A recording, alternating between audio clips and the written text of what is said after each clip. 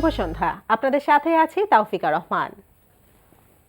প্রিয় দর্শক শ্রোতা, বিজয়ের মাসের এই সন্ধ্যায় সবাইকে শুভেচ্ছা জানিয়ে শুরু করছি শুভ সন্ধ্যার আজকের আয়োজন।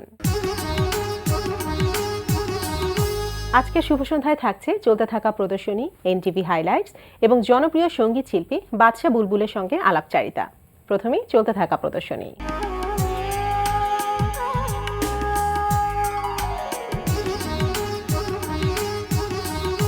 শুরুতেই জানিয়ে দিচ্ছি চলতে থাকা প্রদর্শনীর সময়সূচি। রাজধানীর আগারগাঁওয়ের স্থপতি ইনস্টিটিউটের আইবিএস সেন্টারে প্রদর্শিত হচ্ছে ভাস্কর হামিদুজ্জামান খানের ভাস্কর্য প্রদর্শনী। দুপুর 12টা থেকে সন্ধ্যা 6টা এই সময় প্রদর্শনী চলবে 7 জানুয়ারি পর্যন্ত। মহাখালী নিউ ডিএচএস এর গ্যালারি কসমোসে প্রদর্শিত হচ্ছে আন্তর্জাতিক দলীয় চিত্রকলা প্রদর্শনী। প্রতিদিন দুপুর 12টা থেকে রাত 8টা এই সময় প্রদর্শনী চলবে 26 ডিসেম্বর পর্যন্ত। বাংলাদেশ শিল্পকলা একাডেমিতে অনুষ্ঠিত হচ্ছে 17তম দ্বিবার্ষিক এশিয়ান চারুকলা প্রদর্শনী 2016। প্রতিদিন বেলা 11টা থেকে রাত 8টা এই সময় প্রদর্শনী চলবে 31 ডিসেম্বর পর্যন্ত। এবার এনটিভি হাইলাইটস।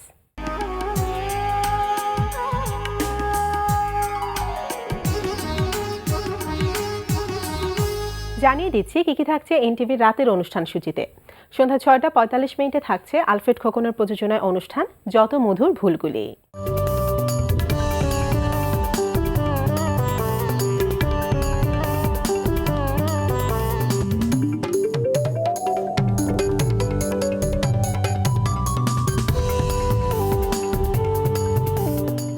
রাত 8টা 20 মিনিটে থাকছে ফেরদৌস হাসানের পরিচালনায় ধারাবাহিক নাটক মায়া।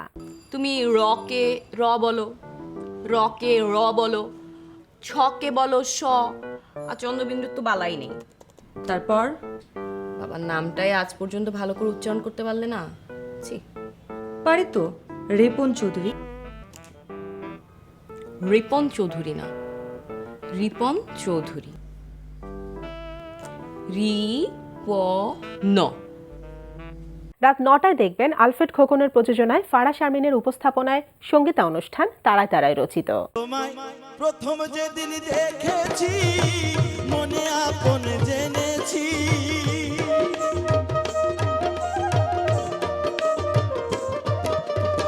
প্রথম যেদিন দেখেছি মনে আপন জেনেছি, তুমি বন্ধু আমার মন বোঝো না, তুমি জানো না, তুমি জানো না রে প্রিয়, তুমি মোর জীবনে সাধনা। রাত 9টা 40 মিনিটে থাকছে সুমন আনোয়ারের পরিচালনায় ধারাবাহিক নাটক সিনেমাওয়ালা। তুমি আমার ডেটের জন্য আসলাম ভাইয়ের কাছ থেকে ঘুষ খাইছিলা? কথা বলতেছো না কেন? আমার ডেট নিয়ে দিবা, এই জন্য কি তুমি আসলাম ভাইয়ের কাছ থেকে টাকা খাইছিলা? না আসলে ম্যাডাম, আসলাম ভাইয়ের সাথে ওটা একটা দুষ্টামি ছিল। ও, ধরা পড়লে দুষ্টামি, আর ধরা না পড়লে ঘুষ। রাত 11:30টায় দেখবেন শিশির সালমানের পরিচালনায় অনুষ্ঠান অ্যাডভেঞ্চার ম্যান।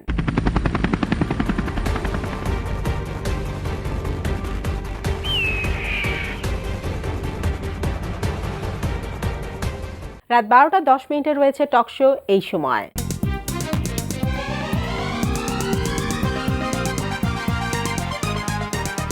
এই ছিল এনটিভি রাতের অনুষ্ঠান সূচি। এরপর আসছি আলাপচারিতায়।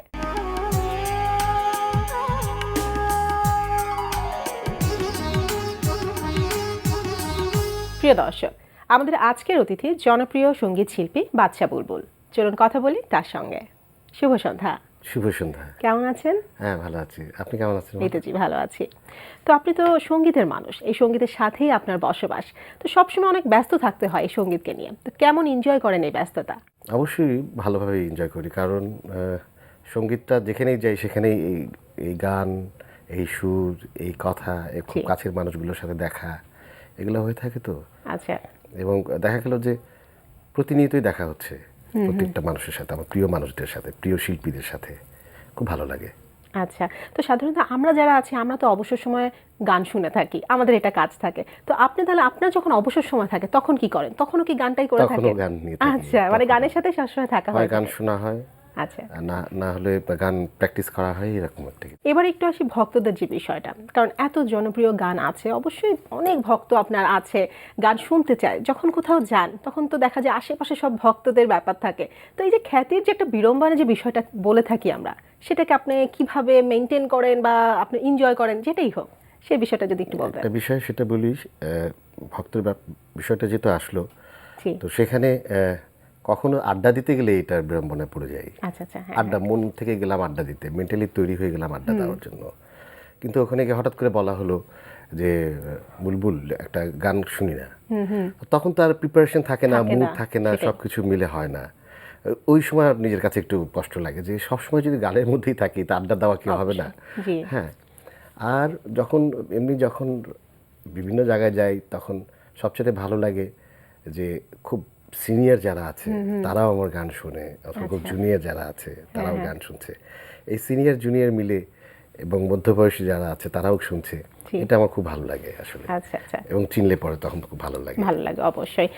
তো এবার আসি কাজ নিয়ে, সম্প্রতি কি কি কাজ করছেন, হাতে আছে কি কি কাজ? সম্প্রতি আমি ভ্যালেন্টাইন ডেতে একটা গান করছি, আর ইব্রাহিম ফাতমি করছে। আমার গতবারও করেছি, গত ভ্যালেন্টাইন ডেতে আমি একটা রিলিজ করেছি মিউজিক ভিডিও, চাঁদ মুখে চাঁদ নিয়ে আসি। আচ্ছা, এবারও তো তাই করছি। আর পয়লা বৈশাখের জন্য সবসময় লাইভে যখন মান্নাদের গান করে থাকি, মান্নাদের গান অনেকগুলো রিকোয়েস্ট আসে, তো মান্নাদের একটা অ্যালবাম করছি আমি। আর সলো কিছু কাজ আছে, নতুন নতুন মিউজিক ডিরেক্টর, ওটা পরেই বলবো। জি, প্রকাশ যখন পাবে তখনই হয়তো। তখনই আমরা জানবো। আচ্ছা, তো ভ্যালেন্টাইন ডেতে যে গানটা হবে সেটা কি অবশ্যই ভালোবাসার গানই অবশ্যই হবে সেটা? ভালোবাসার গান। আচ্ছা, আর মান্নাদেরকে নিয়ে যে আপনি অ্যালবামের কাজটা করছেন সেখানে গানগুলো কি সিলেকশন হয়ে গিয়েছে? মোটামুটি ভাবে খুব খুব জনপ্রিয় গানগুলোই, আচ্ছা। মানে খুব মানুষ যেগুলো গান সার্বক্ষণিক শুনে থাকে এবং পছন্দ করে থাকে সেই টাইপের আমি গান করছি। আচ্ছা আচ্ছা, তাহলে এই যে মান্নাদের যে গানগুলো তো আসলে সিলেক্ট করাও কিন্তু কঠিন, তার তো সব এত গানই গান, আমি সুন্দর। জি, 10টা গান দিয়ে তো হয় না, হ্যাঁ, মনে হয় হ্যাঁ। কি একসাথে যদি 100টা অ্যালবাম এটা করা যেত, জি, হ্যাঁ, তাহলে 100টা করলেও কিন্তু শেষ হবে না। মান্নাদের এত এত গান, এত জনপ্রিয় সব গান, আমি খুঁজতে খুঁজতে মানে যত গভীরে সবাই এই গানগুলো জানে। আচ্ছা আচ্ছা, হ্যাঁ, কিন্তু গায় না সবাই, সচরাচর গাওয়া হয় না। এরকম কি অপূর্ব প্রেম দিলে বিধাতা আমায়, এটা কেউ সচরাচর কেউ গায় না।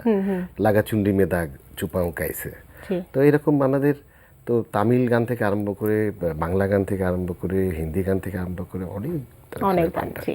আমি বাংলাগুলোই করবো আর কি। আচ্ছা, আর ভ্যালেন্টাইন্স ডে যে গানটা করছেন আপনি, সেই গানটার সুর কে করেছেন বা গানের কথাটা কে লিখেছেন? এটা কথা লেখা শুরু করেছে, আমাদের তো প্রজেক্ট আবার একদিনে হয় না, এই প্রজেক্ট আমরা অনেক দিন, যেরকম চাঁদ মুখে চাঁদ নিয়ে আসি যখন করেছিলাম তখন কিন্তু প্রায় 6 মাসের মতো, 6-7 মাসের আমরা শুধু প্ল্যানিং করেছি যে আজকে এই মুখটুক লেখা হলো, বললো "হ্যাঁ, কেমন হয়েছে?" আমার গানটা লিখছে ইব্রাহিম ফাতমি, আচ্ছা, উনি অনেক ব্যস্ত মানুষ, তারপরেও সময় করে উনি করছেন।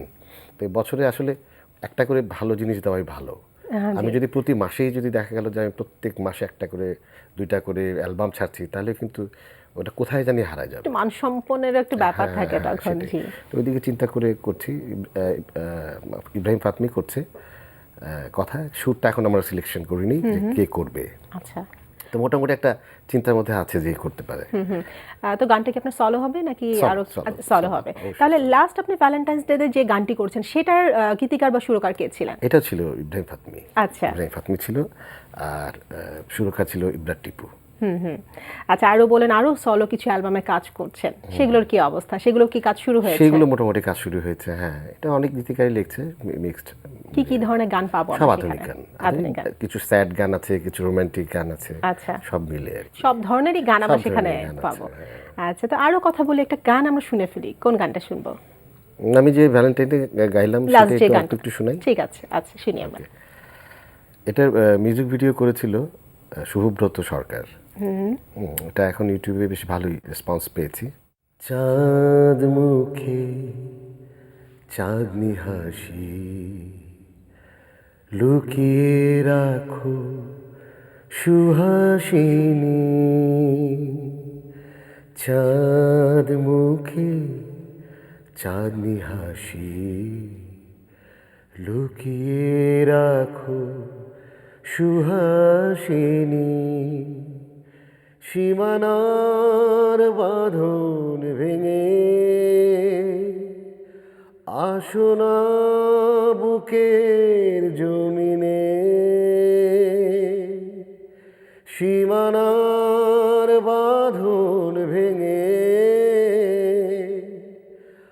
আসনা বুকের জমিনে, চাঁদমায় দুজনে ভাসি, চাঁদমায় দুজনে ভাসি, চাঁদমায় দুজনে ভাসি, চাঁদমায় দুজনে ভাসি। বাহ, চমৎকার, অনেক ভালো লাগলো। তো এই যে মিউজিক ভিডিওর কথাটা যখন ওটা উঠেই আসলো, তাহলে এটা নিয়ে একটু কথা বলি যে এখন কিন্তু একটা ট্রেন্ড শুরু হয়েছে, সেটা হচ্ছে মিউজিক ভিডিও। সুন্দর সুন্দর লোকেশন, অনেক মডেল ব্যবহার করে ঝকঝকে স্ক্রিন থাকছে, গানকে আপনার মিউজিক ভিডিও হিসেবে প্রকাশ করা হচ্ছে এবং সেটা কিন্তু দর্শকরা লুফেও নিচ্ছে। তো এটাকে আপনি কিভাবে এটা দিচ্ছেন? তো অবশ্যই প্লাস, কারণ কি আগে যখন আমরা গান করতাম শুধু একটা চ্যানেল ছিল বিটিভি। জি, তো বিটিভিতে গিয়ে ওই সেটের মধ্যে বসে গান করা ছাড়া অথবা একটু বাইরে গিয়ে, পরবর্তীতে বাইরে গিয়ে শুটিং করা হতো, কিন্তু চ্যানেল কিন্তু একটা ছিল, ও ছাড়া আর কোনো কিছু ছিল না। আমরা ইউটিউবও ছিল না যে ইউটিউবে গিয়ে কারো গান দেখবো। এখন মনে হয় যে এটা আমাদের জন্য অনেক প্লাস পয়েন্ট এবং দিন দিন আরও এটার উন্নতি হবে এবং আরও ভালো কিছু হবে কাজ, এটাই আমার প্রত্যাশা। কিন্তু ওই একটা কথা বললাম না যে প্রতি মাসে একটা করে অ্যালবাম ছাড়া অথবা প্রত্যেক 15 দিন পর পর একটা মিউজিক ভিডিও ছাড়া, আমার মনে হয় এতগুলো না ছেড়ে খুব গোছানো কয়েকটা কাজ করলেই ভালো। অবশ্যই। তবে আরেকটা জিনিস অনেকে বলে থাকে যে দেখা যায় যে মিউজিক ভিডিওতে এত বেশি হয়তো লোকেশন বা আপনার যারা আর্টিস্ট আছে মানে মডেল, তাদেরকে বেশি হাইলাইট করতে চাই, গানটা হয়তো একটু মানসম্পন্ন কম হয়ে যাচ্ছে বা এরকম অনেকে বলে থাকে। হ্যাঁ, এটা হয়। এটা কিন্তু আগে আমি অনেক মিউজিক ভিডিওতে শুধু দেশের মধ্যে না, দেশের বাইরেগুলো আমি দেখি, যদিও ফলো করা হয়, কিন্তু আমাদের অনেক সময় দেখা যায় যে মানে যে গান করছে সেই নাই, সে কোথায় জানি হারিয়ে গেছে। এবং আরেকটা মজার ব্যাপার যে গানের যে মানে যে থিমে গান করা হয়েছে সেই থিম থেকে বের হয়ে অন্যদিকে চলে গেছে, টার্ন করেছে, মানে আর কোনোটা দেখা গেল কোনো কিছুই নাই, জাস্ট একটা মেয়ে আসছে হাঁটছে, কোনো গল্প নাই, কোনো কিছু নাই, এরকম করে মিউজিক ভিডিও। এরকম করে না বানানোর চাইতে মনে হয় যদি সত্যিকার একটা গল্প করে যদি গানটাকে তুলে ধরা হয় তাহলে আমার মনে হয় সেই জিনিসটা অবশ্যই। তো আগে একটা সময় ফিল্মে কিন্তু আমরা আপনার কাছ থেকে অনেক কাজ পেয়েছি, এখন মনে হয় সেটা একটু কমে গিয়েছে। আমাদের ফিল্ম ইন্ডাস্ট্রি তো কমে গেছে। এখন সম্প্রতি আমরা যে কাজ করছি সেই এফডিসিতে আমরা গিয়ে যেখানে গিয়ে শুটিং দেখতে যেতাম, এখন আমরা ওখানে কাজ করছি। স্টুডিও ভাড়া হচ্ছে হলো অডিওর জন্য, লাইভ শোর জন্য। তো এবং হলগুলো সব বন্ধ হয়ে, আমি তো সব খুব কষ্ট লাগে যে কেন আমাদের দেশে হল বন্ধ হবে। আমাদের পাশের দেশে ইন্ডিয়াতে, কলকাতাতেও কিন্তু একটা হলও বন্ধ হয় না। আমি কলকাতার কথাই বললাম, অন্য দেশের কথা বাদই দিলাম। তো আমাদের দেশে কেন? একমাত্র পাইরেসির কারণে। এই পাইরেসির কারণে আমাদের নিজেদের প্রতিষ্ঠান, আমাদের নিজেদের সম্পদ আমরা নিজে হারিয়ে ফেলেছি অলরেডি। এটাকে আবার কবে যে উদ্ধার হবে, কবে যে আসবে আবার সে সময়, কারণ আমাদের কি রমরম অবস্থা ছিল, স্টুডিও ছিল, স্টুডিওতে গান করেছি এবং আমরা তখন তো সিডি সবাই কিনতো, ক্যাসেট কিনতো, সিডি কিনতো, ওটার একটা ব্যাপার ছিল। জি, আজকে আমার প্রত্যাশা থাকবে যে অবশ্যই আমরা যে দিনে ছিলাম, যেভাবে ছিলাম, প্রত্যেকটা দেশে তাই আছে, আমাদের দেশে যেন এইভাবে থাকে, একই রকম ভাবে থাকে। আচ্ছা, তাহলে এত কথা যখন হলো, আরেকটা গান আমি শুনে ফেলি। যেহেতু বিজয় দিবসের মাস, তো আমি 1977-এ পদ্ম আঙ্কেল আমার জন্য একটা গান করেছিল, আমি অল্প একটু শোনাই। ঠিক আছে, শুনি আমরা সেটা। আমি বাংলা, 7.5 কোটি বাঙালির মা, আমি বাংলা। আমাকে যারা ভালোবেসে তাজা রক্ত ঢেলেছে, হেসে হেসে আমাকে যারা ভালোবেসে তাজা রক্ত ঢেলেছে, হেসে হেসে ঘাতে প্রতিঘাত করে তারা, ঘাতে প্রতিঘাত করে তারা পুড়িয়ে গেয়েছে মোর গলে জয়েরই মালা, আমি বাংলা, 7.5 কোটি বাঙালির মা, আমি বাংলা। বাহ, চমৎকার। আর একটা জিনিস জানতে চাচ্ছি যে এখন তো অনেক চ্যানেল আছে, তারপর অনেক প্ল্যাটফর্ম সবাই পাচ্ছে, এই যে কম্পিটিশনগুলো হচ্ছে যে কারণে কিন্তু অনেক নতুন নতুন নতুন নতুন শিল্পীরাও বের হয়ে আসছে, কিন্তু আগে একটা সময় কিন্তু অনেক কঠিন ছিল উঠে আসা, যেটা আপনি আমাদের সময় ছিল। আপনাদের সময় যেটা আপনি প্রথমেই বললেন। তো এই যে এত শিল্পীরা বের হয়ে আসছে, আবার বেশি দিন কিন্তু থাকছেও না, তো এই বিষয়টা নিয়ে আপনি কি বলবেন? আমি আমারটা একটু বলে, জি, মানে আমার হ্যাঁ। আমার আমার কাহিনীটা বলতেই হবে, কারণ আচ্ছা, না বললেই নয়। 1977-এ যখন বিশ্ব শিশু দিবস শুরু হলো, তখন আমি এসেছিলাম ঢাকাতে ছোটবেলায়। 1979-এ যখন জাতীয় শিশু পুরস্কার প্রতিযোগিতা শুরু হলো, তখন আমি স্কুল থেকে শুরু করেছি। আচ্ছা, কয়েকটা সাবজেক্ট ছিল, নজরুলগীতি ছিল, দেশাত্মবোধক ছিল, তারপরে রবীন্দ্রসঙ্গীত ছিল, আধুনিক ছিল, পল্লীগীতি ছিল, অনেকগুলো সাবজেক্ট ছিল। তো আমি সবগুলোতেই করতে করতে লাস্টলি আমার মা যেহেতু গান করতেন, মোনারা বেগম বাংলাদেশের প্রথম লালন প্রচারের আর্টিস্ট ছিলেন, ওনার কাছে তো আমার গান শেখা, তো ফোকটাতে আমি টিকে গেলাম।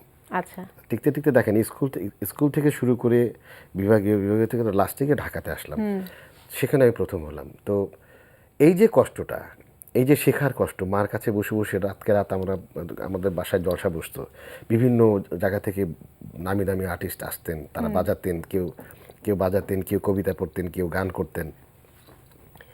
এই যে একটা ঘরোয়া পরিবেশে একটা শেখার ব্যাপার ছিল, জি, মার কাছে পার্সোনালি শেখার ব্যাপার ছিল।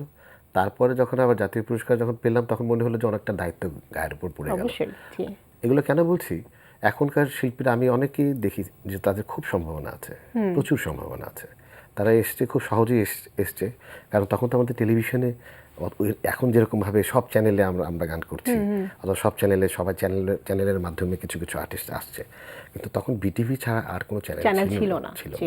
তো ওই চ্যানেলে কিন্তু আমরা মাসে একবার এসে আমরা গান করতাম ছোটবেলা থেকে, এবং এটাই অনেক বড় ব্যাপার ছিল, অনেক আপনাদের বড় জন্য। ব্যাপার ছিল। আমাদের মফস্বল থেকে এসে এখানে গান করা তখন বিশাল ব্যাপার না। তারপরে এদেরকে যাদেরকে আমি দেখছি যে খুব সুন্দর যারা গান করছে, তারা কিন্তু কেন হারিয়ে যাচ্ছে চর্চাটার কারণে। আচ্ছা, আমি অনেককে বলেছি, আমাদের পরেও যারা এসছে, বিটিভি থাকা অবস্থায় যারা এসছে, তখন ক্যাসেটের যুগে যারা এসেছিল, তাদেরকে আমি বলেছিলাম তখনকার সময় যে তোমরা একটা কাজ করো না, গানটা শেখো, শিখলে পরে এটাকে তোমার খুঁটিটা জোর হবে। এই যে শেখার ব্যাপারটা, জানার ব্যাপারটা, শোনার ব্যাপারটা, শুধু গান শিখলেও আবার গান অনেকে করতে পারে না, কিন্তু গান কিন্তু নিজের মধ্যে থেকে আসতে হবে, অবশ্যই। সারাক্ষণ শুনতে হবে, শোনার ব্যাপারটা থাকে, শুনলেও অথবা চর্চা করলেও যে গানটা আমি এটা হুবাহু গাইবো, একদম যে প্ল্যাটফর্মে গান করা আছে এইভাবে আমি গাইবো, এই চিন্তাটা যদি কেউ করে, আস্তে আস্তে সেগুলো সত্যিকারের আর্টিস্ট হয়। আচ্ছা, আচ্ছা। তো কথা বলতে অনেক ভালো লাগছিল, সময় থাকলে আরো অনেক এরকম বিষয় নিয়ে আমরা কথা বলতে পারতাম, কিন্তু আজকে আমরা অনুষ্ঠানে একেবারে শেষ প্রান্তে চলে এসেছি। তবু আপনি আজকে আমাদেরকে সময় দিয়েছেন, এই জন্য আপনাকে অনেক অনেক ধন্যবাদ। আপনাকে ধন্যবাদ এনটিভিকে, এনটিভির সকল দর্শককে। সবাই ভালো থাকবেন, সুস্থ থাকবেন, দোয়া করবেন আমার জন্য, যেন আপনাদের সামনে আবার নতুন কিছু কাজ নিয়ে আসতে পারি। প্রিয় দর্শক, কথায় কথায় আমরাও চলে এসেছি অনুষ্ঠানের শেষ প্রান্তে। আমাদের সঙ্গে যোগাযোগের ঠিকানা প্রযোজক শুভ সন্ধ্যা, এনটিভি, বিএসসিসি ভবন, 7তলা, 102 কাজী নজরুল ইসলাম এভিনিউ, কারওয়ান বাজার, ঢাকা 1215। আমাদের ইমেল অ্যাড্রেস shubhosandha@ntvbd.com। প্রিয় দর্শক, এনটিভিতে সম্প্রচারিত সংবাদ ও অন্যান্য সকল অনুষ্ঠান দেখতে লগ ইন করুন www.ntvbd.com। সবার মঙ্গল কামনায় এখানেই শেষ করছি। শুভ সন্ধ্যা।